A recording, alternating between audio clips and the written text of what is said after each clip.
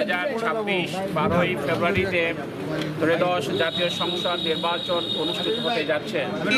Fair credible সেটা হবে কিনা আমরা এখনো শঙ্কিত।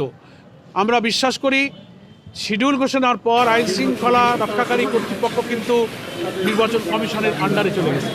পুলিশ, বিজিবি, আনসার, সেনাবাহিনী সব কিন্তু ইলেকশন কমিশনের এখতিয়ারে তারা ডিপ্লয়মেন্ট তাদের হবে, দায়িত্ব তারা পালন করবে। ফলে প্রতিটি ভোট কেন্দ্রের আশেপাশে বিদ্যমান অস্ত্রধারীরা এখনও আছে, সন্ত্রাসীরা এখনও আছে, যারা ভয় দিচ্ছে উমুক মার্কায় ভোট দিলে তুমি ভোট কেন্দ্রে যাও না। এই থ্রেট কিন্তু এখনো চলছে।